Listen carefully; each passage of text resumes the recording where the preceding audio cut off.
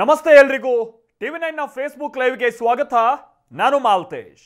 ಇವತ್ತು ನಮ್ಮ ಟಿವಿ9 ಫೇಸ್ಬುಕ್ ಲೈವ್ನ ಪ್ರಮುಖ ವಿಚಾರ ಅಂತ ಅಂದ್ರೆ ಈ OTTಗಳಿಂದ ಆಗ್ತಾ ಇರುವಂತ ಸಮಸ್ಯೆಗಳು ಅನ್ನುವಂತ ವಿಚಾರವಾಗಿ ಇತ್ತೀಚೆಗೆ ಬಹಳ ಡಿಸ್ಕಷನ್ಗೆ ಬರ್ತಾ ಇರುವಂತದನ್ನ ನಾವು ಗಮನಿಸ್ತಾ ಇದ್ದೀವಿ. OTTಗಳು ಅಂತ ಅಂದ್ರೆ ಈ ಓವರ್ ದ ಟಾಪ್ ಅಥವಾ ಈ ಇಂಟರ್ನೆಟ್ ಮುಖೇನವಾಗಿ ಸ್ಟ್ರೀಮಿಂಗ್ ಆಗುವಂತ ವೇದಿಕೆಗಳನ್ನ ನಾವು OTT ಅನ್ನುವಂತ ಪರಿಗಣಿಸ್ತೀವಿ. ಅಂದ್ರೆ ನಾವು ಈ ಯಾವುದು ಹಾಟ್ಸ್ಟಾರ್ ಆಗಿರಬಹುದು ಅಥವಾ ಈ ಪ್ರೈಮ್ ವಿಡಿಯೋಸ್ಗೆ ಸಂಬಂಧಪಟ್ಟ ಹಾಗೆ ಆಗಿರಬಹುದು, ಊಟ್ ಆಗಿರಬಹುದು, ಹೀಗೆ ಬಹಳಷ್ಟು ವೇದಿಕೆಗಳನ್ನ ನೀವು ಗಮನಿಸ್ತಾ ಇದ್ದೀರಾ. ಸುಮಾರು ಈಗ ರಿಜಿಸ್ಟರ್ ಆಗಿರೋ ಪ್ರಕಾರವಾಗಿ ಅವರೇ ಒಂದು ಅಸೋಸಿಯೇಷನ್ ಮಾಡ್ಕೊಂಡಿರೋ ಪ್ರಕಾರವಾಗಿ ಸುಮಾರು 15 OTTಗಳು ಈಗ ಮೇನ್ ಸ್ಟ್ರೀಮ್ ನಲ್ಲಿ ನಾವು ಗಮನಿಸ್ತಾ ಇದ್ವಿ ಭಾರತದಲ್ಲಿ. ಬಟ್ ಈ OTTಗಳಲ್ಲಿ ಕ್ರೌರ್ಯವನ್ನ ಬಿಂಬಿಸುವಂತ ಕೆಲಸ ಆಗ್ತಾ ಇದೆ. ಅದರ ಜೊತೆಗೆ ಅಶ್ಲೀಲತೆಯನ್ನ, ಅಸಭ್ಯತೆಯನ್ನ ಬಿಂಬಿಸುವಂತ ಕೆಲಸ ಆಗ್ತಾ ಇದೆ ಅಂತೇಳಿ ಬಹಳ ದೂರುಗಳು ಕೇಳಿ ಬರ್ತಾ ಇದೆ. ಅದರಲ್ಲೂ ಇದೇ ವಿಚಾರಕ್ಕೆ ಸಂಬಂಧಪಟ್ಟ ಹಾಗೆ ಸುಪ್ರೀಂ ಕೋರ್ಟ್ ಹಾಗೆ ಹೈಕೋರ್ಟ್ ನಲ್ಲಿ ಬಹಳಷ್ಟು ಅರ್ಜಿಗಳು ಕೂಡ ವಿಚಾರಣೆ ನಡೀತಾ ಇದೆ. ಬಹಳ ಮಂದಿ ಇದನ್ನ ವಿರೋಧಿಸಿ ಸುಪ್ರೀಂ ಕೋರ್ಟ್ ಹಾಗೆ ಹೈಕೋರ್ಟ್ ಮೆಟ್ಲೇರಿರುವಂತದನ್ನು ನಾವು ಬೇರೆ ಬೇರೆ ರಾಜ್ಯಗಳಲ್ಲೂ ಕೂಡ ಗಮನಿಸ್ತಾ ಇರುವಂತ ಸಂದರ್ಭ. ಅಟ್ ದ ಸೇಮ್ ಟೈಮ್ ಇನ್ನೊಂದು ವಿಚಾರವನ್ನ ನಾವು ಗಮನಿಸಬೇಕು ಅಂತ ಅಂದ್ರೆ ಕೇಂದ್ರ ಸರ್ಕಾರವು ಕೂಡ ಇದಕ್ಕೆ ಬಹಳಷ್ಟು ಬದಲಾವಣೆ ತರುವುದಕ್ಕೆ ಮುಂದಾಗ್ತಾ ಇರುವಂತ ಸಂದರ್ಭ. ಹೀಗಾಗಿನೇ ಮೊನ್ನೆನೂ ಕೂಡ ನಾವು ಗಮನಿಸಿರ್ಬೋದು, ಈ ಎಲ್ಲ OTT ವೇದಿಕೆಗಳನ್ನ ಇಷ್ಟು ದಿನ ಅವರು ಈ internet and mobile association of ಇಂಡಿಯಾದ ಅಡಿ ನಾವು ಸ್ವಯಂ ನಿರ್ಬಂಧವನ್ನ ಹೇರ್ತೀವಿ ಅಂತ ಹೇಳ್ಕೊಂಡು 2019 ಹಾಗೆ 2020 ಸಂದರ್ಭದಲ್ಲಿ ಅವರೇ ಒಂದು ಅಸೋಸಿಯೇಷನ್ ಮಾಡಿಕೊಂಡು ಸಿದ್ಧ ಆಗ್ತಾರೆ. ನಾವೊಂದು ಸಿನಿಮಾ ರಿಲೀಸ್ ಆಗೋದಕ್ಕಿಂತ ಮುನ್ನ ಸೆನ್ಸಾರ್ ಅನ್ನ ಅದು ಸೆನ್ಸಾರ್ ಮಂಡಳಿಗೆ ಹೋಗಿ ಅದು ಏನೋ ಈ ರೀತಿಯಾದಂಥ ಒಂದು ಸೆನ್ಸಾರ್ ಸಿಗುವಂಥದ್ದನ್ನು ಕೂಡ ನಾವು ಗಮನಿಸ್ತಾ ಇರ್ತೀವಿ. ಬಟ್ OTTಗಳು ಸದ್ಯ ಅಂತಹದ್ದು ಯಾವುದೂ ಪ್ರಕ್ರಿಯೆಗಳು ಇರಲಿಲ್ಲ, ಸ್ವಯಂ ನಿರ್ಬಂಧತೆ ಇತ್ತು. ಬಟ್ ಈಗ ಮಾಹಿತಿ ಮತ್ತು ಪ್ರಸಾರ ಮಂತ್ರಾಲಯದ ಅಡಿಗೆ ಈ ಎಲ್ಲ OTT ವೇದಿಕೆಗಳನ್ನ ತರಬೇಕು ಅನ್ನುವಂಥ ನಿಟ್ಟಿನಲ್ಲಿ ಡಿಸೈಡ್ ಆಗಿದೆ. ಆದರೆ ರೂಲ್ಸ್ ಅಂಡ್ ರೆಗ್ಯುಲೇಷನ್ ಏನು ಅನ್ನುವಂಥದ್ದು ಇಲ್ಲಿ ತನಕ ಫಾರ್ಮ್ ಆಗಿಲ್ಲ. ಬಟ್ ಇನ್ಮುಂದೆ ಮಾಹಿತಿ ಮತ್ತು ಪ್ರಸಾರ ಇಲಾಖೆ ಇದನ್ನ ಕಂಟ್ರೋಲ್ ಮಾಡುತ್ತೆ. ಇದರ ಜೊತೆಗೇನೆ ಈಗ ನಾವು ಈ ವಿಚಾರ ಬಹಳಷ್ಟು ಮತ್ತೆ ಹೆಚ್ಚಿಗೆ ಡಿಸ್ಕಷನ್ಗೆ ಬಂದಿರೋದಕ್ಕೆ ಕಾರಣ ಅಂತ ಅಂದ್ರೆ ಬ್ಯಾನ್ ನೆಟ್ಫ್ಲಿಕ್ಸ್ ಅನ್ನುವಂಥ ಒಂದು ದೊಡ್ಡ ಅಭಿಯಾನನೇ ಆಗ್ತಾ ಇದೆ. ಇದಕ್ಕೆ ಕಾರಣ ಅಂತ ಅಂದ್ರೆ ಎ ಸೂಟೇಬಲ್ ಬಾಯ್ ಅನ್ನುವಂಥ ಒಂದು ವೆಬ್ ಸಿರೀಸ್ ಈ ನೆಟ್ಫ್ಲಿಕ್ಸ್ ನಲ್ಲಿ ಪ್ರಸಾರ ಆಗ್ತಾ ಇದ್ದು, ಅದರಲ್ಲಿ ಈ ಬೇರೆ ಬೇರೆ ಅಂದ್ರೆ ಧರ್ಮದ ಹುಡುಗ ಹುಡುಗಿ ಅದರಲ್ಲಿ ಒಂದು ಕಿಸ್ಸಿಂಗ್ ದೃಶ್ಯ ಇದ್ದು ಆ ದೃಶ್ಯವನ್ನು ದೇವಸ್ಥಾನದಲ್ಲಿ ಸೆರೆ ಹಿಡಿಯಲಾಗಿದೆ ಅನ್ನುವಂಥದ್ದು ಬಹಳ ವಿವಾದ ಕಾರಣ ಆಗಿ ಬ್ಯಾನ್ ನೆಟ್ಫ್ಲಿಕ್ಸ್ ಇನ್ ಇಂಡಿಯಾ ಅನ್ನುವಂಥ ಆಂದೋಲನ ನಡೀತಾ ಇದೆ. ಹಾಗಾದ್ರೆ ಈ ಸ್ವಯಂ ನಿರ್ಬಂಧತೆ ಎಷ್ಟು ಅವಶ್ಯಕತೆ ಇದೆ ಅನ್ನುವಂಥದ್ದು ಹಿಂದೆ ಚರ್ಚೆ ಆಗ್ತಾ ಇತ್ತು. ಈಗ ಒಂದು ಇಲಾಖೆ ಮುಖೇನವಾಗಿ ಇದಕ್ಕೆಲ್ಲ ನಿರ್ಬಂಧ ಹಾಕುವಂತ ಕೆಲಸ ಹೇಗಾಗಬೇಕಾಗಿದೆ ಅನ್ನೋದ್ರ ಜೊತೆಗೇನೆ ಈ ತರನಂತ ನಿರ್ಬಂಧತೆಯನ್ನ ಹಾಕ್ತಾ ಹೋದ್ರೆ ಫ್ರೀಡಮ್ ಆಫ್ ಸ್ಪೀಚ್ ಇದಕ್ಕೆ ಯಾವ ತರನ ಸಮಸ್ಯೆ ಆಗುತ್ತೆ. ಇದು OTT ಸೇರಿದಾಗೆ ಈ ತರ ಸೋಷಿಯಲ್ ಮೀಡಿಯಾಗೂ ಸಂಬಂಧಪಟ್ಟ ಹಾಗೆ. ಜೊತೆಗೆ ಡೈರೆಕ್ಟರ್ಸ್ಗಳು ಈ ಮುಂದೆ ವೆಬ್ ಸಿರೀಸ್ ಮತ್ತೊಂದು ತರಣ ಅಂತ ಪ್ರಯತ್ನವನ್ನ OTT ಮುಖೇನವಾಗಿ ಮಾಡುವಾಗ ಇಂಥ ರೂಲ್ಸ್ ಅಂಡ್ ರೆಗ್ಯುಲೇಷನ್ಸ್ಗಳು ಅಲ್ಲಿ ಅವರು ಚಿತ್ರೀಕರಣ ಮಾಡುವಂತ ಸಂದರ್ಭದಲ್ಲಿ ಅಥವಾ ಅದನ್ನ ತೆರೆ ಮೇಲೆ ತರುವಂತ ಸಂದರ್ಭದಲ್ಲಿ ಹೇಗೆ ಅವರಿಗೆ ಸಮಸ್ಯೆಗಳು ಉಂಟಾಗ್ತಾ ಹೋಗುತ್ತೆ, ಇದ್ರ ವಿಚಾರವಾಗಿ ನಾವು ಮಾತನಾಡ್ತಾ ಹೋಗೋಣ. ನಮ್ಮ ಜೊತೆಗೆ ವಕೀಲರು ಕೂಡ ಜಾಯ್ನ್ ಆಗ್ತಾರೆ. ಜೊತೆಗೆ ವೆಬ್ ಸಿರೀಸ್ಗೆ ಸಂಬಂಧಪಟ್ಟ ಹಾಗೆ ಪ್ರಮುಖರು, ಜೊತೆಗೆ ಆಕ್ಟ್ ಮಾಡಿರುವಂತವರು, ಡೈರೆಕ್ಟರ್ಸ್, ಇವರೆಲ್ಲರೂ ಕೂಡ ನಮ್ಮ ಜೊತೆಗೆ ನಂತರದ ಹಂತದಲ್ಲಿ ಜಾಯ್ನ್ ಆಗ್ತಾ ಹೋಗ್ತಾರೆ. ನಮ್ಮ ಜೊತೆಗೆ ಮೊದಲಿಗೆ ಹೈಕೋರ್ಟ್ನ ವಕೀಲರಾಗಿರುವಂತ ಅಜಿತ್ ಅಪ್ಪಚ್ಚಯ್ಯ ಅವರು ನಮ್ಮ ಜೊತೆಗೆ ಸಂಪರ್ಕದಲ್ಲಿದ್ದಾರೆ. ಅಜಿತ್ ಅಪ್ಪಚ್ಚಯ್ಯ ಅವರೇ ನಮಸ್ತೆ, ನನ್ನ ಧ್ವನಿ ಕೇಳಿಸ್ತಾ ಇದೆಯಾ? ನಮಸ್ತೆ. ಅಜಿತ್ ಅಚ್ಚಪ್ಪ, ವಕೀಲ, High Court of Karnataka. Thank you. Okay sir. ಇಲ್ಲಿ ಸಂಗತಿ ಅಂತಾನೆ ನೀವು ಕೂಡ ಗಮನಿಸಿರ್ಬೋದು, ಹಿಂದೆಯಿಂದನೂ ಕೂಡ ಸುಪ್ರೀಂ ಕೋರ್ಟ್ ನಲ್ಲಿ ಬಹಳಷ್ಟು ಕೇಸಸ್ಗಳು ಇದಕ್ಕೆ ಸಂಬಂಧಪಟ್ಟಂಗೆ ಅರ್ಜಿ ವಿಚಾರಣೆ ಆಗಿದಂಥದನ್ನು ಕೂಡ ನಾವು ಗಮನಿಸಿದ್ವಿ. ಹೈಕೋರ್ಟ್ ನಲ್ಲೂ ಕೂಡ ನಮ್ಮ ರಾಜ್ಯ ಕೂಡ ಸೇರಿದಾಗೆ ಬೇರೆ ಬೇರೆ ಕಡೆ ಈ ತರದೆಲ್ಲ ಆಗಾಗ ಪ್ರಸ್ತಾಪಕ್ಕೆ ಬರ್ತಾ ಇತ್ತು.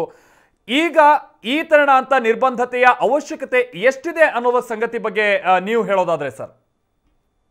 ನಿರ್ಬಂಧತೆ ಅನ್ನೋದು ಬಹಳ ಮುಖ್ಯವಾದಂತ ಒಂದು ಅಂಶ. ಸೆಲ್ಫ್ ಗವರ್ನೆನ್ಸ್ ಅನ್ನೋದು ನಾವು ಯಾವಾಗ ಮರಿತೀವಿ ಮತ್ತ ಪರಿಮಿತಿಯಿಂದ ಹೊರಗೆ ಹೋಗಿ ಆ ಪರಿಮಿತಿಯಲ್ಲಿ ನಾವು ಯಾವಾಗ ಕೆಲಸ ಮಾಡಲ್ವೋ ಆವಾಗ ಸರ್ಕಾರವು ನಿರ್ಬಂಧತೆಗಳನ್ನು ಹೇರುವುದು ಬಹಳ ಮುಖ್ಯವಾಗುತ್ತದೆ.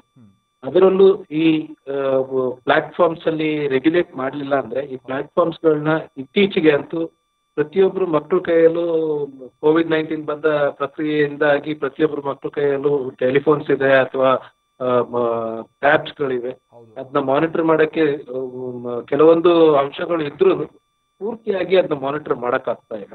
ಅವರು ಯಾವ ತರ ಅದನ್ನ ಉಪಯೋಗಿಸ್ತಿದ್ದಾರೆ ಅಥವಾ ಯಾವ ತರ ಇದನ್ನ ನೋಡ್ತಾರೆ ಅನ್ನೋದನ್ನ ತಂದೆ ತಾಯಿಯಂದ್ರು ಪ್ರತಿಯೊಂದು ನಿಮಿಷದಲ್ಲೂ ಅದನ್ನ ಗಮನ ಇಟ್ಟು ಅವ್ರನ್ನ ನಿರ್ಬಂಧನೆ ಮಾಡಕ್ಕಾಗಲ್ಲ. ಹಂಗಾಗಿ ಇಂಥ ವೇದಿಕೆಗಳು ಸ್ವಯಂ ನಿರ್ಬಂಧಗಳನ್ನು ಹೇರದಿದ್ದರೆ ಸರ್ಕಾರವು ಅದಕ್ಕೆ ನಿರ್ಬಂಧಗಳನ್ನು ಹೇರಿ ಅವರ ಮೇಲೆ ನಿರ್ಬಂಧನೆಯನ್ನು ಚಾಲ್ತಿ ಮಾಡೋ ತರ ಇರ್ಬೇಕಾಗುತ್ತೆ. ಫಾರ್ ಎಕ್ಸಾಂಪಲ್, ನೀವು ಆಗ್ಲೇ ಉಲ್ಲೇಖ ಮಾಡಿದ ಹಾಗೆ ಸಿನಿಮಾಟೋಗ್ರಾಫಿಕ್ ಆಕ್ಟ್ ಕೆಳಗಡೆ ಪ್ರತಿಯೊಂದು ಸಿನಿಮಾಗಳನ್ನು ಪ್ರತಿ ಒಂದು ವಿಂಗಡಣೆಗಳು ಮಾಡಿ ಎ ಸರ್ಟಿಫಿಕೇಶನ್ಸ್, ಯು ಸರ್ಟಿಫಿಕೇಶನ್ಸ್ ಇಂಥ ಇತ್ಯಾದಿ ಸರ್ಟಿಫಿಕೇಶನ್ಸ್ ಕೊಟ್ಟು ಅವುಗಳನ್ನು ಯಾವ ವರ್ಗದ ಜನರು, ಯಾವ ವರ್ಗದ ಮಕ್ಕಳಾಗಲಿ, ಯಾವ ವರ್ಗದ ವಯಸ್ಕರು ನೋಡ್ಬೋದು ಅಂತ ಅದನ್ನ ಸರ್ಟಿಫಿಕೇಶನ್ಸ್ ಮಾಡ್ತಾರೆ. ಅದೇ ವರ್ಗದವ್ರಿಗಿಂತ ಕಮ್ಮಿ ವಯಸ್ಸಿರುವಂತ ಮಕ್ಕಳನ್ನ ಅಂತ ಚಲನಚಿತ್ರಗಳಿಗೆ ಹೋಗದಂಗೆ ನೋಡ್ಕೊಳ್ಬಹುದು, ಫಿಸಿಕಲಿ ನೋಡ್ಬೋದು. ಆದ್ರೆ ಇಂಟರ್ನೆಟ್ ಅಲ್ಲಿ OTT ಕೆಳಗಡೆ ಬರುವಂತದ್ದು ಇದನ್ನ ಇದರಲ್ಲಿ ಕ್ಲಾಸಿಫಿಕೇಶನ್ಸ್ ಬರುತ್ತೆ, not for children below 18 years or 16 years ಅಂತ ಬಂದ್ರು ಅದನ್ನ ನಿರ್ಬಂಧತೆಗಳನ್ನ ಮಾಡಿ ಮಾಡಕ್ಕಾಗಲ್ಲ. ಸೊ ಹಂಗಾಗಿ ಅದನ್ನ ಯಾವ ತರ ಮಾಡ್ಬೇಕು, ಆಮೇಲೆ ಪ್ಲಾಟ್ಫಾರ್ಮ್ ಮಾನಿಟರಿಂಗ್ ಹೆಂಗ್ ಮಾಡ್ಬೇಕು ಅನ್ನೋದನ್ನ ಆಯಾ ಸಂಸ್ಥೆಗಳು ನೋಡ್ಕೊಂಡು ಮಾಡ್ಬೇಕಾದಂತ ನಿಯಮಗಳನ್ನ ತರಬೇಕಾಗುತ್ತೆ. ಸೊ IPC 292 ಇಂದ ಆಚೆ ಕೆಲವೊಂದು ಅಂಶಗಳು ಇವೆ. It regulates the sale or telecast of certain this thing which affects the sentiments of the people and religious sentiments or otherwise. ಅದಿದ್ರು ಅದ್ರ ಜೊತೆಗೆ ನಮ್ಮ ಇನ್ಫಾರ್ಮೇಶನ್ ಟೆಕ್ನಾಲಜಿ ಆಕ್ಟ್ ಇದೆ, ಅದ್ರ ಕೆಳಗಡೆನೂ ಈ ಅಂಶಗಳನ್ನ ಕೆಲವೊಂದ್ ಕಡೆ ನಿರ್ಬಂಧತೆಗಳನ್ನ ಏರಿದೆ. ಆದ್ರೂ ಇಂಥ ಅಂಶಗಳು ನಡ್ಕೊಂಡು ಹೋದಾಗ ಒಂದು ಪ್ರೊಡಕ್ಷನ್ ಯೂನಿಟ್ಗಳೇ ನಿರ್ಬಂಧತೆಗಳನ್ನ ಹೇರಬೇಕು, ಅಥವಾ if they do not follow certain criterias, regulations internally ಮಾಡಿದಂತ ಕ್ರೈಟೀರಿಯಾಗಳನ್ನ ಮಾಡದಿದ್ದಾಗ ಕಾನೂನು ತಂದು ಅದನ್ನ ನಿರ್ಬಂಧತೆಗಳನ್ನ ಹೇರಬೇಕು ಅಂತ ನನ್ನ ಅನಿಸಿಕೆ. Correct sir. ಈಗ ಸರ್ಕಾರಗಳಿಗೆ ಇಂಥದ್ದೊಂದು ನಿರ್ಬಂಧತೆಯನ್ನ ಹೇರೋದಕ್ಕೆ ಅವಕಾಶಗಳು ಏನೇನಿದೆ ಅಂತ, ಯಾಕಂತಂದ್ರೆ ಈಗ ಈ OTTಗಳು ಎಲ್ಲ ಈ ವೇದಿಕೆಯನ್ನ ಏನ್ ಮಾಡ್ಕೊಂಡಿದ್ರು, ಅವರು internet and mobile association of ಇಂಡಿಯಾದ ಅಡಿ ಸ್ವಯಂ ನಿಯಂತ್ರಣ ಕಾಯ್ದೆಗೆ ಹಿಂದೆ ಎಲ್ಲ ಸಹಿ ಹಾಕೊಂಡಿದ್ವು. ಬಟ್ ಸಾಕಾಗ್ತಾ ಇಲ್ಲ, ಇವ್ರ ನಿಯಂತ್ರಣದಲ್ಲಿ ಇಲ್ಲ ಅನ್ನುವಂಥದ್ದು ಈಗ ಕೂಗಾಗಿದೆ. ಈ ಕಾರಣಕ್ಕಾಗಿನೇ ಈಗ ಆಲ್ರೆಡಿ ಮಾಹಿತಿ ಮತ್ತು ಪ್ರಸಾರ ಮಂತ್ರಾಲಯ ಇಲಾಖೆಯ ಕೆಳಗೆ ಇನ್ ಮುಂದೆ ನಿಯಮಗಳನ್ನ ರೂಪಿಸುವಂತ ಕೆಲಸವೂ ಕೂಡ ಆಗ್ತಾ ಹೋಗುತ್ತೆ ಅನ್ನುವಂಥದ್ದನ್ನ ಈಗ ಆಲ್ರೆಡಿ ಸಂಬಂಧಪಟ್ಟಂತ ಸಚಿವರು ಹೇಳಿದ್ದಾರೆ. ಯಾವ ತೇಣಂತ ನಿರ್ಬಂಧವನ್ನ ಹೇರೋದಕ್ಕೆ ಅವಕಾಶ ಇದೆ? ಯಾಕಂದ್ರೆ ನಾವು ಕೆಲವೊಂದು ಸಿನಿಮಾಗಳಿಗೆ ನೀವೇ ಹೇಳದ ಹಾಗೆ ಯು ಸರ್ಟಿಫಿಕೇಟ್ ಜೊತೆಗೆ ಎ ಸರ್ಟಿಫಿಕೇಟ್ ಅನ್ನ ಕೊಡ್ತಾರೆ, ಇದಕ್ಕೋಸ್ಕರ ಸೆನ್ಸಾರ್ ಮಂಡಳಿ ಇದೆ. ಆಗ ಥಿಯೇಟರ್ ನಲ್ಲೇ ಅಡ್ಡ ಹಾಕ್ತಾರೆ ಸಣ್ಣ ಮಕ್ಕಳು ಅಥವಾ 14 ವರ್ಷಕ್ಕಿಂತ ಕೆಳಗಿನ ಮಕ್ಕಳು, 18 ವರ್ಷಕ್ಕಿಂತ ಮಕ್ಕಳು ಹೋದ್ರೆ. ಬಟ್ ಈ ತರನಂತ OTTಗಳಲ್ಲಿ ನಿರ್ಬಂಧ ಹಾಕೋದಕ್ಕೆ ಹೇಗೆ ಅವಕಾಶಗಳಿದೆ ಸರ್ಕಾರಗಳಿಗೆ ಅಂತ ಸರ್? ಅದು ರೆಗ್ಯುಲೇಷನ್ಸ್ ಮಾಡಿದಾಗ it is a very deep this thing on debate like this to specifically ಅದನ್ನ ಈ ತರ ಮಾಡ್ಬೋದು ಅಂತ ಹೇಳೋದು ಕಷ್ಟ ಆಗುತ್ತೆ. ಯಾಕಂದ್ರೆ ಇದಕ್ಕೆ ನಮ್ಮ ಸಂಸದರೆಲ್ಲ ಕೂತು ಒಂದು ಡಿಸ್ಕಷನ್ಸ್ ಮಾಡಿ, ಪ್ಯಾನಲ್ ಮಾಡಿ, ಟೆಕ್ನಿಕಲ್ ಟೀಮ್ ಫಾರ್ಮೇಶನ್ ಮಾಡಿ ಅದನ್ನ ಅದೇ ಪ್ರಕಾರವಾಗಿ ನಿರ್ಬಂಧತೆಗಳನ್ನ ತರಬೇಕಾಗುತ್ತೆ. ಯಾಕಂದ್ರೆ ಕೆಲವೊಂದು ನಿರ್ಬಂಧತೆಗಳನ್ನ ಮಾಡಿದಾಗ ಅದು it should also take it to consideration fundamental rights ಅಲ್ಲಿ ಏನ್ ಗ್ಯಾರಂಟಿ ಕೊಡುತ್ತೆ, ರೈಟ್ ಟು ಬಿಸ್ನೆಸ್ ಆಗ್ಲಿ, ರೈಟ್ ಟು ಆಪರ್ಚುನಿಟೀಸ್ ಆಗ್ಲಿ, ಅಂಥವುಗಳನ್ನ ಸೂಕ್ಷ್ಮವಾಗಿ ಪರಿಗಣನೆಗೆ ತಗೊಂಡು ಆ ಕಡೆ ಈ OTTಗಳು ನಡೆಸ್ತಾ ಇರುವಂತ ಇವುಗಳಿಗೂ ತೊಂದರೆ ಆಗದಾಗೆ, ಮತ್ತೆ ಅದನ್ನ ವೀಕ್ಷಿಸುವಂತ ಜನರುಗಳಿಗೂ ತೊಂದರೆ ಆಗದಾಗೆ ನೋಡ್ಕೊಂಡು ಅದನ್ನ ಒಂದು ಸೀಮಿತ ಪರಿಮಿತಿಯಲ್ಲಿ ಕಾನೂನು ಆಗ್ಲಿ ಅಥವಾ ನಿರ್ಬಂಧನೆಗಳನ್ನ ಏರ್ಬೇಕಾದಂತ ಪರಿಸ್ಥಿತಿ ಇರೋದ್ರಿಂದ it's a larger aspect which the legislation will have to take a call on. And expert committee constitute ಕಾನ್ಸ್ಟಿಟ್ಯೂಟ್ ಮಾಡಲೇಬೇಕು. ನಾವು ಈ ರೈಟ್ ಟು ಸ್ಪೀಚ್ ಕೆಳಗಡೆ ಬಂದಾಗ, ಫಾರ್ ಎಕ್ಸಾಂಪಲ್, ಇದುವರೆಗೂ ನಾವು we are not in the country has not framed regulation for press it self. ಆ ಒಂದು ಅಂಶವನ್ನು ಸಹ ಸುಪ್ರೀಂ ಕೋರ್ಟ್ ಅಲ್ಲಿ ಮತ್ತೆ ನಮ್ಮ ಹೈಕೋರ್ಟ್ಗಳಲ್ಲಿ ಹಲವಾರು ಮೊಕದ್ದಮೆಗಳು ಆಗಿದೆ. ಮೊಕದ್ದಮೆ ಆದಾಗ್ಲೂ ಕೆಲವೊಂದು ಸೂಚನೆಗಳನ್ನ ಸುಪ್ರೀಂ ಕೋರ್ಟ್ ಕೊಟ್ರು ಇದುವರೆಗೂ ಯಾವುದೇ ತರಹದ ಒಂದು ರೆಗ್ಯುಲೇಷನ್ಸ್ ತರಕ್ಕೆ ಇದುವರೆಗೂ ಸಾಧ್ಯ ಆಗಿಲ್ಲ. ಯಾಕಂದ್ರೆ it is a larger aspect of things, right to speech ಅನ್ನೋದು. ಹಾಗಾಗಿ ಅದನ್ನ ಇನ್ನೂ ಕನ್ಸಿಡರ್ ಮಾಡ್ತಾ ಇದಾರೆ. ಇಟ್ ಇಸ್ ಅಂಡರ್ ಕನ್ಸಿಡರೇಷನ್ ಅಂತ ಹೇಳ್ತಾನೆ ಹೋಗ್ತಾ ಇದೀವಿ. ಅದೇ ತರ ಈ ಪರ್ಟಿಕ್ಯುಲರ್ ಅಂಶಗಳನ್ನು ಲಾರ್ಜರ್ ಆಸ್ಪೆಕ್ಟ್ ಅಲ್ಲಿ ನೋಡ್ಕೊಂಡು ಮಾಡಿ, ಆದ್ರೆ ಅತಿ ಶೀಘ್ರವಾಗಿ ಇದಕ್ಕೆಲ್ಲ ಒಂದು ನಿಯಮ ಮತ್ತು ನಿಯಮಾವಳಿಗಳನ್ನು ತರಬೇಕು ಅನ್ನೋದು ಇಸ್ ಅ ರಿಕ್ವೈರ್ಮೆಂಟ್. ಇಲ್ಲಾಂದ್ರೆ ಮಕ್ಕಳು ಯಾವ್ಯಾವ ಸಿನಿಮಾಗಳನ್ನ ನೋಡ್ತಾರೆ, ಆ ಸಣ್ಣ ವಯಸ್ಸಲ್ಲಿ ಅವ್ರು ನೋಡುವಂತ ಸಿನಿಮಾಗಳಾಗ್ಲಿ, ಸೀರಿಯಲ್ಗಳಾಗ್ಲಿ ಅವರ ಮಾನಸಿಕವಾಗಿ ಬಹಳ ಅವರಲ್ಲಿ ಪ್ರಭಾವ ಬೀರುತ್ತೆ. ಅವುಗಳನ್ನ ನೋಡ್ಕೊಂಡು ಬೆಳೆದಂತ ಮಕ್ಕಳು ನಮ್ದೇ ಆದಂತ ಒಂದು ಕಲ್ಚರ್ ಇದೆ. India is got a rich culture and tradition. ಆ ಕಲ್ಚರ್ ಅಂಡ್ ಟ್ರೆಡಿಷನ್ ಸೀಮದಿಂದ ಹೊರಗೆ ಹೋಗೋದಂಗೂ ನೋಡ್ಕೊಳ್ಳೋಂತ ಒಂದು ಇದು ನಮ್ಮ ಲೆಜಿಸ್ಲೇಷನ್ ಮೇಲೆ ಇದೆ. ಅದನ್ನ ನೋಡ್ಕೊಂಡು ಇದನ್ನೆಲ್ಲ ಪರಿಗಣನೆಗೆ ತಗೊಂಡು ಅವ್ರ ಲೆಜಿಸ್ಲೇಷನ್ ಆಗಲಿ ರೆಗ್ಯುಲೇಷನ್ಸ್ ತರಬೇಕು ಅಂತಂದು. ಸರ್ ಇನ್ನೊಂದು ವಿಚಾರ ನೀವು ಹೇಳ್ತಾ ಇದ್ರಿ, ರೈಟ್ ಟು ಸ್ಪೀಚ್ ಅಥವಾ ಈ ಫ್ರೀಡಮ್ ಆಫ್ ಸ್ಪೀಚ್ ಅನ್ನುವಂತ ವಿಚಾರ ಬಂದಾಗ ಮೊನ್ನೆ ಎಲ್ಲ ಕೇರಳದಲ್ಲಿ ಇದು ಬಹಳ ಪ್ರಸ್ತಾಪ ಆದಂಥದನ್ನ ನೋಡಿದ್ವಿ ನಾವು. ಈ ಡಿಸ್ಕಷನ್ ನ ಸ್ವಲ್ಪ ವೈಡರ್ ರೇಂಜ್ ಅಲ್ಲಿ ತೆಗೆದುಕೊಂಡ್ರೆ ಸೋಷಿಯಲ್ ಮೀಡಿಯಾದಲ್ಲಿ ಮಾಡುವುದಂತ ಕಮೆಂಟ್ಗಳು ಜೊತೆಗೆ ಹಾಕುವಂತ ಪೋಸ್ಟ್ ಗಳಿಗೂ ಕೂಡ ನಿಯಂತ್ರಣ ಹೇರಬೇಕು ಅನ್ನುವಂತ ನಿಟ್ಟಿನಲ್ಲಿ ಕೇರಳದಲ್ಲಿ ಒಂದು ನಿಯಮವನ್ನ ಕೂಡ ತರಲಾಯಿತು. ಅಲ್ಲಿ ಪೊಲೀಸ್ ಕಾಯ್ದೆಯನ್ನ ಸ್ವಲ್ಪ ತಿದ್ದುಪಡಿ ತಂದು ಈ ಅಕಸ್ಮಾತ್ ಏನಾದ್ರೂ ಈ ಯಾರಿಗಾದ್ರೂ ಮಾನಹಾನಿ ಆಗುವಂತ ಕಮೆಂಟ್ಗಳನ್ನು ಅಥವಾ ಪೋಸ್ಟ್ಗಳನ್ನ ಮಾಡಿದಂತ ಸಂದರ್ಭದಲ್ಲಿ ಗರಿಷ್ಠ 3 ವರ್ಷಗಳ ಕಾಲ ಶಿಕ್ಷೆ ಕೊಡೋದಕ್ಕೂ ಕೂಡ ಅವಕಾಶ ಕಲ್ಪಿಸಬಹುದಾದಂತ ಒಂದು ತಿದ್ದುಪಡಿಯನ್ನ ತಂದ್ರು. ಅನಂತರದಲ್ಲಿ ಬಹಳ ವಿರೋಧ ವ್ಯಕ್ತವಾದಂತಹ ಸಂದರ್ಭದಲ್ಲಿ ಸುಗ್ರೀವಾಜ್ಞೆ ಮುಖೇನವಾಗಿ ಅದನ್ನ ವಾಪಸ್ ತೆಗೆದುಕೊಳ್ಳುವಂತ ಈ ತರದಾದ ಪ್ರಕ್ರಿಯೆಗಳು ಎಲ್ಲವೂ ಕೂಡ ನಡೀತಾ ಇರುವಂತದ್ದು. ಬಟ್ ಸೋಷಿಯಲ್ ಮೀಡಿಯಾಕ್ಕೂ ಕೂಡ ಇಂತಹದೊಂದು ನಿಯಮ ಎಷ್ಟು ಅವಶ್ಯಕತೆ ಇದೆ ಅಂತ ನೀವೇನಾದ್ರೂ ಭಾವಿಸ್ತೀರಾ ಸರ್? ಇದು ಬಹಳ ಅವಶ್ಯಕತೆ ಇರುವಂತದ್ದು ಈ ನಿಯಮ. ಈ ಪರ್ಟಿಕ್ಯುಲರ್ ಆಸ್ಪೆಕ್ಟ್ ನ section 62A of the information technology ಕೆಳಗಡೆ ಇದು ಮಾಡಿದ್ರು. There was a clear this thing to say certain things is not permissible for on the social media ಅಂತ 62A. ಅದನ್ನ 62A ನ ಅನ್ಕಾನ್ಸ್ಟಿಟ್ಯೂಷನಲ್ ಅಂತ ಹೇಳಿ ಸುಪ್ರೀಂ ಕೋರ್ಟ್ ಅವರು ಸ್ಟ್ರಕ್ ಡೌನ್ ಮಾಡಿದ್ರು. Because it had too much of blanket powers in the state to bring in within its ambit all the people and there was nothing to regulate what is particularly offensive ಅಂತ word ನ ಅವರು describe ಮಾಡೋದ್ರಿಂದ Supreme Court had to strike it down, rightly so. ಅದೇ ತರ ನಾವು the requirement is the Supreme Court ಆ particular judgment ಅಲ್ಲಿ ಏನೆಲ್ಲ ಕನ್ಸಿಡರ್ ಮಾಡಬೇಕು ಅಂತ ಹೇಳಿದಾರೋ ಅಥವಾ ಯಾವುದೇ ಒಂದು ಕಾನೂನು ತರಬೇಕಾದ್ರೆ ಬ್ಲಾಂಕೆಟ್ ಆಗಿ ಪವರ್ಸ್ ಕೊಡಬಾರ್ದು ಅಂತ ಹೇಳಿದಾರೋ ಅದನ್ನೆಲ್ಲ ಗಮನಕ್ಕೆ ಇಟ್ಕೊಂಡು ಸರ್ಕಾರ ಒಂದು ರೂಲ್ಸ್ ರೆಗ್ಯುಲೇಷನ್ಸ್ ಮತ್ತೆ ಎನಾಕ್ಟ್ಮೆಂಟ್ ತರಬೇಕು. ಅದನ್ನ ಬ್ಲಾಂಕೆಟ್ ಆಗಿ ಕೊಟ್ರೆ 2 ತರದ ತೊಂದರೆಗಳಾಗುತ್ತೆ. ಒಂದು, fundamental rights of the people will be affected. ಎರಡನೇದು, ಸರ್ಕಾರಕ್ಕೆ ಅತಿಯಾದ ಅಂತ ಒಂದು ಪವರ್ಸ್ಗಳನ್ನ ಕೊಟ್ಟಂಗೆ ಆಗುತ್ತೆ. ಆ ಪವರ್ಸ್ಗಳನ್ನ ಕೊಟ್ಟು ಅದನ್ನ ನಿಯಂತ್ರಣದಲ್ಲಿ ಇಟ್ಕೊಳಕ್ ಆಗ್ಲಿಲ್ಲ ಅಂದ್ರೆ ಅದು ಶೋಷಿತ ಆಗ್ಬಿಡುತ್ತೆ. The country will no more become a democratic country ಅಂತಾನು ಸುಪ್ರೀಂ ಕೋರ್ಟ್ ಅವರು ಅಬ್ಸರ್ವೇಷನ್ಸ್ ಹೇಳಿದ್ದಾರೆ. ಸೊ ಹಾಗಾಗಿ ಅದನ್ನ ನಿಯಂತ್ರಣದಲ್ಲಿ ಇಟ್ಕೊಂಡು ಆ ಪ್ರತಿಯೊಂದು ವರ್ಡ್ಸ್ ನ what they select to use in the section ಅದನ್ನ ಡಿಫೈನ್ ಮಾಡಿ ಇಂಥದ್ದು ಅಫೆನ್ಸಿವ್, ಇಂಥದ್ದು ಅಫೆನ್ಸಿವ್ ಅಲ್ಲ ಅಂತ ಎಲ್ಲೋ ಕಡೆ ಅದನ್ನ ಡೀಟೇಲ್ ಆಗಿ ಪರಿಗಣನೆಗೆ ತಗೊಂಡು ಅದ್ರ ಬೇಸಸ್ ಮೇಲೆ ಅವರು ಕಾನೂನು ತರಬೇಕಾಗುತ್ತೆ. ಇಲ್ಲಾಂದ್ರೆ it will become an absolute tool in the hands of the police to make it a licensed state and not a welfare state. ಇನ್ನೊಂದು ಸಂಗತಿ ಅಂತ ಅಂದ್ರೆ ಈಗ ನಮ್ಮಲ್ಲಿ ಈ ತರಕ್ಕೆ ಸಂಬಂಧಪಟ್ಟ ಹಾಗೆ ಯಾವುದೇ ತೆರನಂತ ಕೇರಳದಂತ ಪ್ರಕ್ರಿಯೆಗಳು ನಡೀದೇ ಹೋದ್ರು ಕೂಡ ಈಗ ಆಲ್ರೆಡಿ ಬೇರೆ ಬೇರೆ ತೆರನಂತ ಮಾನಹಾನಿಗೆ ಸಂಬಂಧಪಟ್ಟ ಹಾಗಿನ ಕಮೆಂಟ್ಗಳು ಮಾಡಿದಂತ ಕಾರಣಕ್ಕಾಗಿ ಸರ್ಕಾರದ ವಿರುದ್ಧವಾಗಿ ಕೆಲವೊಂದು ಆರೋಪಗಳನ್ನ ಗೊತ್ತು ಗುರಿ ಇಲ್ದಂತ ಆರೋಪಗಳನ್ನ ಮಾಡಿದಂತ ಕಾರಣಕ್ಕಾಗಿ ಹಿಂದೆ ಎಲ್ಲ ಕೆಲವರು ಅರೆಸ್ಟ್ ಆಗಿರುವಂತದನ್ನು ಕೂಡ ನಾವು ಹಿಂದಿನ ಸರ್ಕಾರದಲ್ಲೆಲ್ಲ ಗಮನಿಸಿದ್ದೀವಿ. ಹಾಗಾದ್ರೆ ಈಗಲೂ ಕೂಡ ಏನ್ ನಿಯಮಗಳಿದೆ? ಜನರು ಸೋಷಿಯಲ್ ಮೀಡಿಯಾದಲ್ಲಿ ಸುಖ ಸುಮ್ಮನೆ ಪೋಸ್ಟ್ ಹಾಕೋದಕ್ಕಿಂತ ಮುನ್ನ, ಕಮೆಂಟ್ ಮಾಡೋದಕ್ಕಿಂತ ಮುನ್ನ ಯಾವ ತರನ ಅಂತ ಸಂಗತಿಗಳನ್ನ ಗಮನಿಸಬೇಕು. ಅವರಿಗೆ ಶಿಕ್ಷೆ ಆಗೋದಕ್ಕೆ ಈಗಲೂ ಕೂಡ ಹೇಗೆ ವ್ಯವಸ್ಥೆಗಳಿದೆ ಅನ್ನೋದ್ರ ಕಡೆಗೆ ಚಿಕ್ಕದಾಗಿ ಹೇಳೋದಾದ್ರೆ ಸರ್, ಕೊನೆಯದಾಗಿ.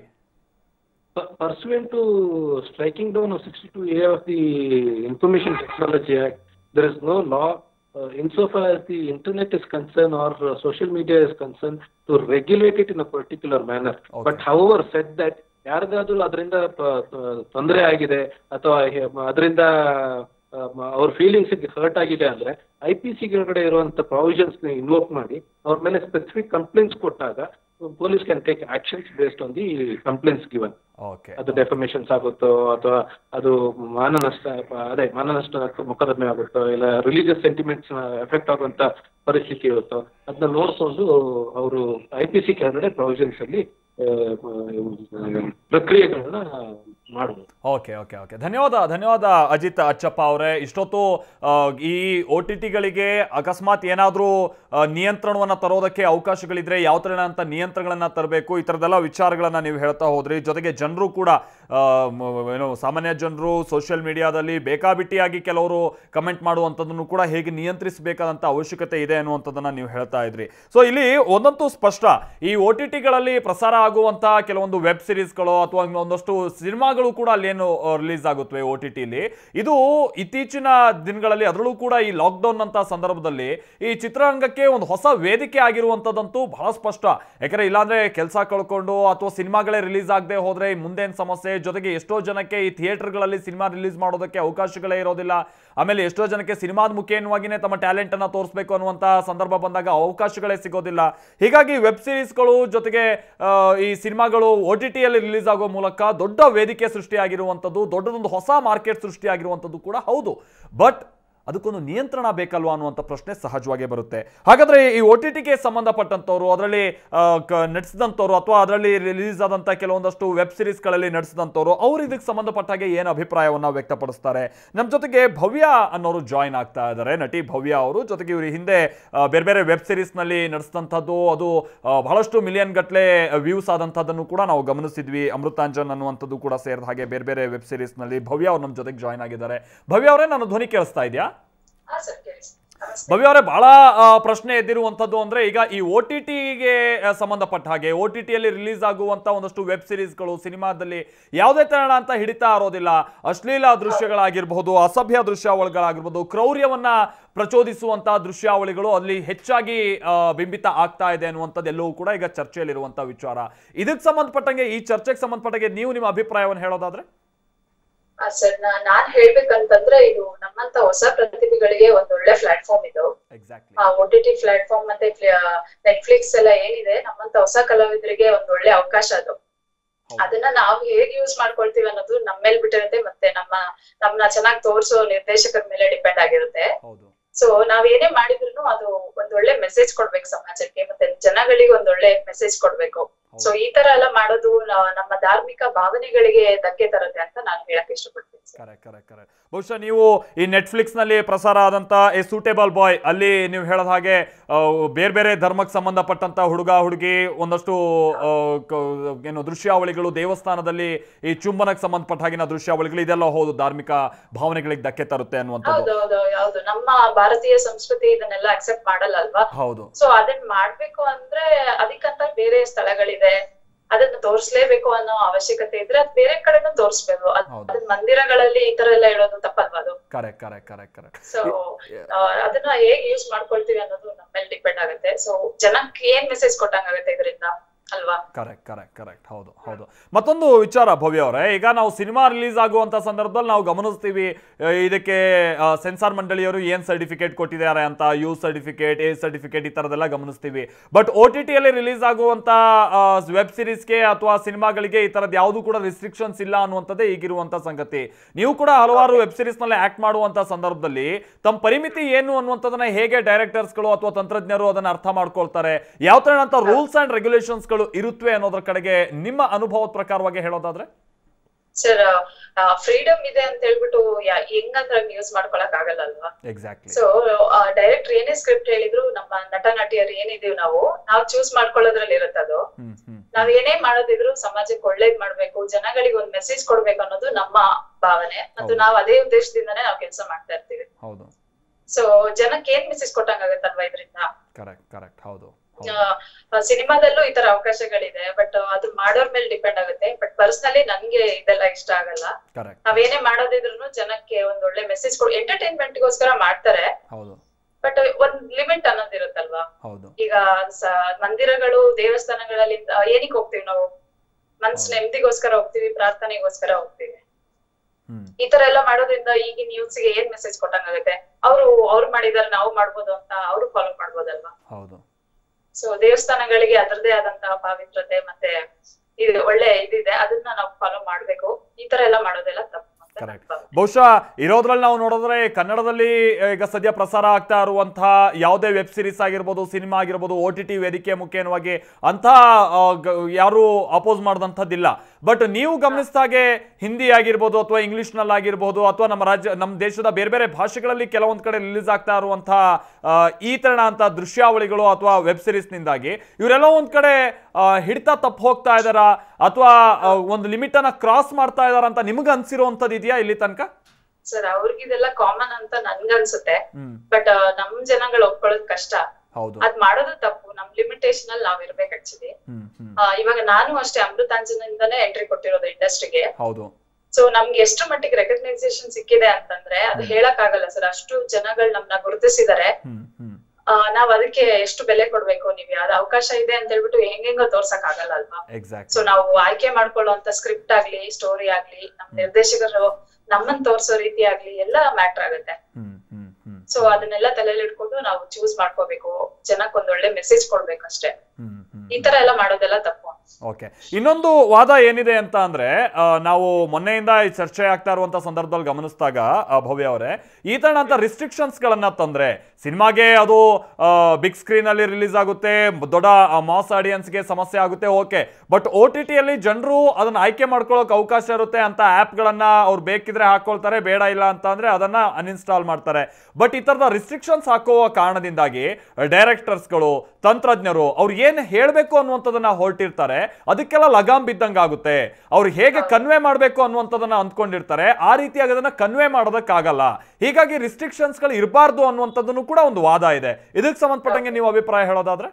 ಸರ್, ಡೈರೆಕ್ಟರ್ ಅವ್ರು ಏನ್ ಪೋರ್ಟ್ರೇ ಮಾಡ್ಬೇಕು ಅಂತಿದ್ರು ಅನ್ನೋದು ನಮ್ಗೆ ಗೊತ್ತಿಲ್ಲ. ಹೌದು.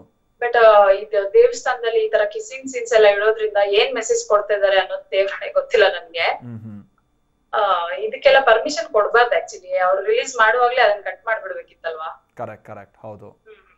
ಜನ ಅಪೋಸ್ ಮಾಡೇ ಮಾಡ್ತಾರೆ. ಅದು ದೇವಸ್ಥಾನದಲ್ಲಿ ಈ ತರ ಸೀನ್ ಇಟ್ಟಿದ್ದಾರೆ ಅಂದ್ರೆ ಅವ್ರ ಮೈಂಡ್ ಸೆಟ್ ಅಲ್ಲಿ ಏನಿತ್ತು ಅಂತ ಗೊತ್ತಿಲ್ಲ ನನ್ಗೆ. ಹೌದು. ಕೆಲವೊಬ್ರು ಕಾಂಟ್ರವರ್ಸಿ ಆಗ್ಲಿ ಅಂತಾನು ಮಾಡ್ತಾರಲ್ವಾ, ಸೊ ಅದು ಇರ್ಬೋದು ಮೇ ಬಿ.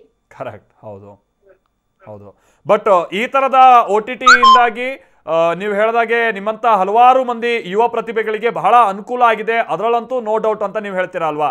ಹೌದು. ನಮ್ಮಂತ ಹೊಸ ಪ್ರತಿಭೆಗಳನ್ನ ಎಷ್ಟರ ಮಟ್ಟಿಗೆ ಗುರುತಿಸಿದಾರೆ ಅಂದ್ರೆ, ಇವಾಗ ನಾವ್ ಯಾವ ಮೂವಿ ಮಾಡಿದ್ರು ಇಷ್ಟೊಂದು ರೆಕಗ್ನೈಸೇಷನ್ ಸಿಗ್ತಾ ಇತ್ತು ಅಂತ ಗೊತ್ತಿಲ್ಲ ನನ್ಗೆ. ಅಷ್ಟ್ರ ಮಟ್ಟಿಗೆ ಗುರುತಿಸಿದಾರೆ, ಒಳ್ಳೊಳ್ಳೆ ಅವಕಾಶಗಳು ಬರ್ತಾ ಇದೆ ನಮ್ಗೆ. ಬಟ್ ನಮ್ಮ ಆಯ್ಕೆ ಮಾಡುವಾಗ ನಮ್ಗೆ ನಮ್ ತಲೆಯಲ್ಲಿ ಇರೋದು ಒಂದೇ ಒಂದು, ಜನಕ್ಕೆ ಒಂದೊಳ್ಳೆ ಮೆಸೇಜ್ ಕೊಡ್ಬೇಕಷ್ಟೇ. ಈ ತರ ಎಲ್ಲ ಅನಾಚಾರ ಮಾಡಿ ಅವಕಾಶ ಸಿಕ್ತು ಅಂತ ಈ ತರ ಎಲ್ಲ ಮಾಡೋದ್ ತಪ್ಪಲ್ವಾ? ಹೌದು. ಸೊ ನಮ್ ಮೇಲೆ ಡಿಪೆಂಡ್ ಆಗಿರುತ್ತೆ. ಡೈರೆಕ್ಟರ್ ಏನ್ ಹೇಳಿದ್ರು ಅದನ್ನ ಒಪ್ಕೊಳ್ಳೋದೆಲ್ಲ ನಾವೇ ಅಲ್ವಾ. ಸೊ ಒಳ್ಳೆಯದ ಒಪ್ಕೋಬೇಕು. ನಟ ನಟಿಯರಾಗಿ ಜನಕ್ಕೆ ಒಂದೊಳ್ಳೆ ಮೆಸೇಜ್ ಕೊಡ್ಬೇಕು. ಇದರ ಜೊತೆಗೆ ಭವ್ಯ ಅವರ ಪ್ರಕಾರವಾಗಿ ಈ ತರಣ ಅಂತ ಅಸಭ್ಯ ದೃಶ್ಯಾವಳಿಗಳು, ಕ್ರೌರ್ಯವನ್ನ ಬಿಂಬಿಸುವಂತ ದೃಶ್ಯಾವಳಿಗಳು, ಇದಕ್ಕೆಲ್ಲ ಲಗಾಮ್ ಹಾಕ್ಬೇಕಾದಂತ ಅನಿವಾರ್ಯತೆಯೂ ಇದೆ. ಅದಕ್ಕೆ ಸಂಬಂಧಪಟ್ಟಂಗೆ ಸರ್ಕಾರ ಒಂದು ಸೂಕ್ತ ಕ್ರಮ ಅಥವಾ ನಿಯಮವನ್ನ ರೂಪಿಸಬೇಕು ಅನ್ನುವಂಥದ್ದು ಕೂಡ ನಿಮ್ಮ ಒತ್ತಾಯ. ಓಕೆ. ಥ್ಯಾಂಕ್ ಯು ಭವ್ಯ ಅವರೇ. ಇಷ್ಟೊತ್ತು TV9 ಈ ಫೇಸ್ಬುಕ್ ಲೈವ್ನಲ್ಲಿ ನಮ್ಮ ಜೊತೆಗೆ ಜಾಯ್ನ್ ಆಗಿ ಬಹಳಷ್ಟು ವಿಚಾರಗಳು, ನಿಮ್ಮ ಅನುಭವಕ್ಕೆ ತಕ್ಕ ಹಾಗೆ ನೀವು ಕಂಡಿರುವಂಥ ವಿಚಾರಗಳನ್ನು ನಮ್ಗೆ ಹೇಳ್ತಾ ಬಂದ್ರಿ. ಧನ್ಯವಾದ. ಸೊ ಅಲ್ಲಿಗೆ ಒಂದಂತೂ ಸ್ಪಷ್ಟ ವೀಕ್ಷಕರೇ, ಇಲ್ಲಿ OTT ಮುಖ್ಯವಾಗಿ, ಅದರಲ್ಲೂ ಕೂಡ ನಾನು ಮೊದಲೇ ಹೇಳಿದಾಗೆ ಈ ಲಾಕ್ಡೌನ್ನ ಸಂದರ್ಭದಲ್ಲಿ ಜನ ಯಾವುದೇ ತೆರನಂತ ಮನೋರಂಜನೆ ಇಲ್ಲದೆ ಮನೆಯಲ್ಲಿ ಬಹಳ ಸಪ್ಪೆಯಾಗಿ ಕೂತಂಥ ಸಂದರ್ಭದಲ್ಲೂ ಕೂಡ ಈ OTT ಬಹಳ ಮಂದಿಗೆ ಅನುಕೂಲ ಬಂತು. ಆಮೇಲೆ ಒಂದು ಎಂಟರ್ಟೈನ್ಮೆಂಟ್ ಅನ್ನುವಂಥದ್ದು ಸಿಕ್ತು.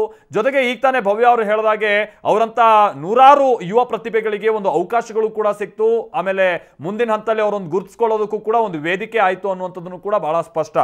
ಬಟ್ ಆದರೆ ಇದೇ OTTಗಳು ಹೇಗೆ ಬೇಕಾದರೂ ಹಾಗೆ ಚಿತ್ರೀಕರಣ ಮಾಡ್ಬೋದು, ಹೇಗೆ ಬೇಕಾದರೂ ಹಾಗೆ ಅವರು ಏನೋ ತಮಗೆ ಬೇಕಾಬಿಟ್ಟಿಯಾಗಿ ಅಥವಾ ತಮಗೆ ಅನಿಸಿದಂತಹ ರೀತಿಯಾಗಿ ಚಿತ್ರೀಕರಣ ಮಾಡಿ ಅದನ್ನು ಈ OTT ವೇದಿಕೆ ಮೇಲೆ ಮುಂದೆ ಬಿಡ್ಬೋದು ಅನ್ನುವಂಥದ್ದಲ್ಲ. ಇದಕ್ಕೂ ಕೂಡ ಒಂದಷ್ಟು ನಿಯಮಗಳನ್ನು ಹೇರಿಕೆ ಮಾಡಬೇಕಂತ ಅನಿವಾರ್ಯತೆ ಇದೆ ಅನ್ನುವಂಥದ್ದನ್ನ ಸ್ವತಃ ಅವರು ಕೂಡ ಹೇಳ್ತಾ ಇದ್ರು. ಜೊತೆಗೆ ಈಗ ನಡೀತಾ ಇರುವಂಥ ಈ ಚರ್ಚೆನ ನೋಡಿದಂಥ ಸಂದರ್ಭದಲ್ಲಿ ಸಹಜವಾಗಿ ಅದು ಅನ್ಸುತ್ತೆ. ಬಟ್ ಇಲ್ಲಿ ಇನ್ನೊಂದು ಸಂಗತಿ ಅಂತ ಅಂದರೆ, ನಾವು ಮೊದಲೇ ಹೇಳಿದಾಗೆ ಕೆಲವೊಂದಷ್ಟು ಡೈರೆಕ್ಟರ್ಸ್ಗಳು ಜೊತೆಗೆ ತಂತ್ರಜ್ಞರು ಹೇಳೋ ಪ್ರಕಾರವಾಗಿ ನಾವು ಕನ್ವೆ ಮಾಡಬೇಕಾಗಿರುವಂಥ ಸಂಗತಿಯನ್ನ, ವಿಚಾರವನ್ನ ಈ ತರನಂತ ರಿಸ್ಟ್ರಿಕ್ಷನ್ಸ್ಗಳು ತೀವ್ರ ಮಟ್ಟದಲ್ಲಿ ಏನಾದರೂ ನಮ್ಮ ಮೇಲೆ ಹಾಕ್ತಾ ಹೋದ್ರೆ ಅದು ನಮಗೆ ಸಾಧ್ಯ ಆಗೋದಿಲ್ಲ ಅನ್ನುವಂಥದ್ದು ಕೂಡ ಒಂದು ವಾದ ಇದೆ. ಹೀಗಾಗಿ ನಾನು ಮೊದಲೇ ಹೇಳಿದಾಗೆ ಇಲ್ಲಿ ತನಕನೂ ಕೂಡ ಇದು ಯಾವುದೇ ತೆರಣ ಅಂತ ರಿಸ್ಟ್ರಿಕ್ಷನ್ಸ್ಗಳಿಗೆ ಒಳಪಟ್ಟಿರಲಿಲ್ಲ. ಆದರೆ ಈಗ ಮಾಹಿತಿ ಮತ್ತು ಪ್ರಸಾರ ಮಂತ್ರಾಲಯಕ್ಕೆ ಸಂಬಂಧಪಟ್ಟ ಹಾಗೆ ಆ ಇಲಾಖೆ ಅಂಡರ್ ಬರುವಂಥ ಕಾರಣದಿಂದಾಗಿ ಈಗ ಆಲ್ರೆಡಿ ಕೇಂದ್ರ ಸರ್ಕಾರವು ಕೂಡ ಸುಪ್ರೀಂ ಕೋರ್ಟ್ಗೆ ಸ್ಪಷ್ಟವಾಗಿ ಹೇಳಿದೆ, ಮುಂದಿನ ದಿನಗಳಲ್ಲಿ ನಾವು ಇದಕ್ಕೆ ಸಂಬಂಧಪಟ್ಟಂಗೆ ರಿಸ್ಟ್ರಿಕ್ಷನ್ಸ್ಗಳನ್ನು ರೂಪಿಸ್ತೀವಿ ಅನ್ನುವಂಥ, ರೆಗ್ಯುಲೇಷನ್ಸ್ಗಳು ಏನೇನು ಅನ್ನುವಂಥದ್ದನ್ನ ಮುಂದಿನ ದಿನಗಳಲ್ಲಿ ಇದು ಹೊಸ ರೀತಿಯಂಥ ಚರ್ಚೆಗಂತೂ ವೇದಿಕೆ ಆಗುತ್ತೆ ಅನ್ನುವಂಥದ್ದು ಸ್ಪಷ್ಟ. ಇದಾಗಿತ್ತು ಇವತ್ತಿನ TV9 ಫೇಸ್ಬುಕ್ ಲೈವ್. ನಾಳೆ ಮತ್ತೊಂದು ಸುದ್ದಿಯೊಂದಿಗೆ ನಿಮ್ಮ ಮುಂದೆ ಬರ್ತೀವಿ. ನಿರಂತರ ಸುದ್ದಿಗಾಗಿ ನೋಡ್ತಾರೆ TV9.